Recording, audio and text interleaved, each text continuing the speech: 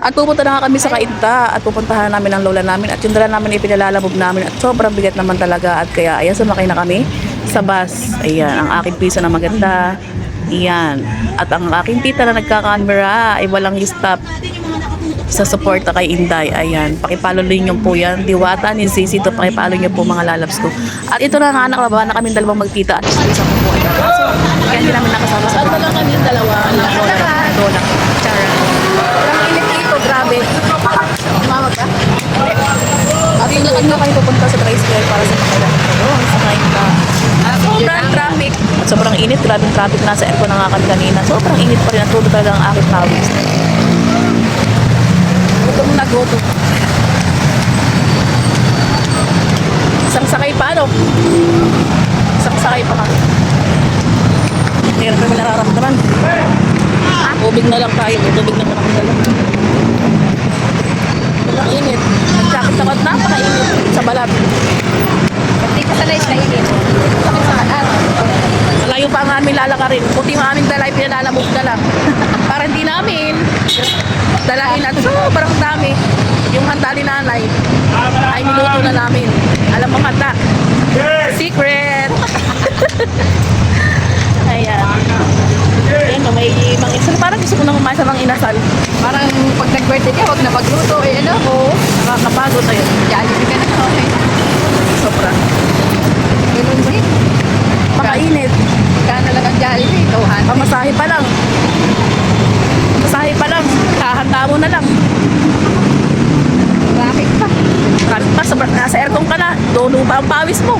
Ano bang klase dito? Doon tayo sa bundok. Sarap ka mamunta. Bundok na lang ulit tayo. Parang sarap. Dito malamig.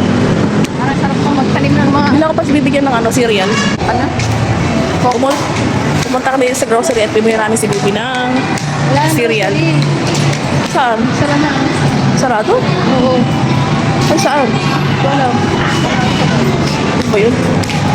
Wala pala dito. Kuya, saan na yung grocery ngayon? Sa kabila na yung grocery. Ah, ayun nga sa kabila pala. Oh.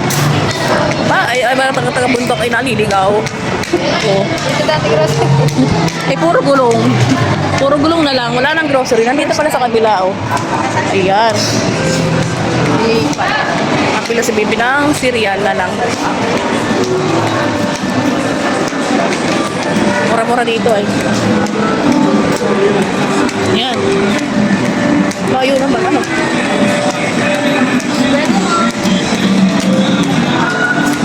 Ayun na. Wala na. Talig, eh. Sa pinagpatuloy natin. Ay, sa kabila nga yata. Wala naman talaga. Umuwi tayo. Gulo ng gwardiya. Dapat beltang ko na lamang yun. Wala. Sa ilalim natin siguro. Biyabaan natin. Pinapaan. Dapat ako na lang nagbibigard dito. Charan. Naligaw at talibundok. Wala pala itong grocery. Sarap, lamig. Ano yun, oh. Ano ba yung cake? Ilang kinting. Smile.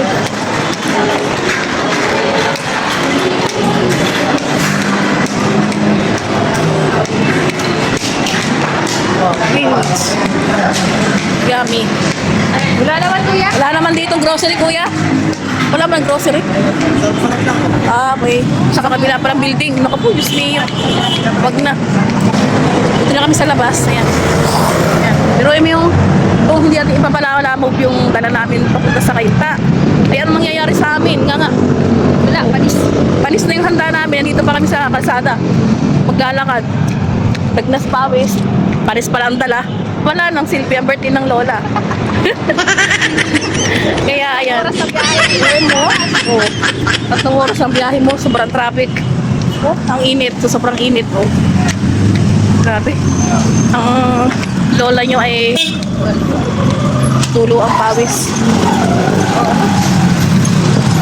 Yo, talaga. Ito sa'yo ay maaga tayo dati. Sap ng ano? Pinya.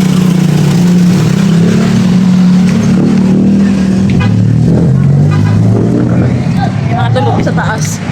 Libre apartment. Pero dito, libre tulugan kasi dito mahal ang apartment. Ginto. Kaya pwede lang dyan sa labas. Basta ikay nakatulog at may resistensya na ang iyong katawan. Basta hindi ka napuyat, o di ba? Okay na ang buhay. Ganong kasimple lang. So kami sa lalim ng tulay. Sasakay kami ng tricycle. Yan. Hindi. Mauubos ang live. Mauubos ang ang aking load pag live. Video na lang.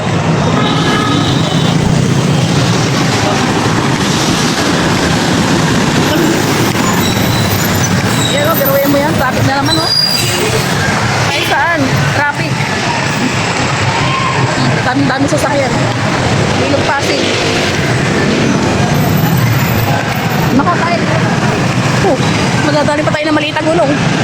Oops. Yan. Oops. Yan o, libre tulugan. Init. Ayan ang Ilog Pasig. Aha. Labati po. Maraming isla. Karpa at tilapia ba? Sustansya. Maraming sustansya kinakain ng isda. Dumi ng tao. Vitamins B. Alam niyo na yun. Ano yun? Dito kami sasakay. Papuntang Kainta. Yan. Yung mga driver. Sobrang init. Ito ang sakit mabilis. Sarap.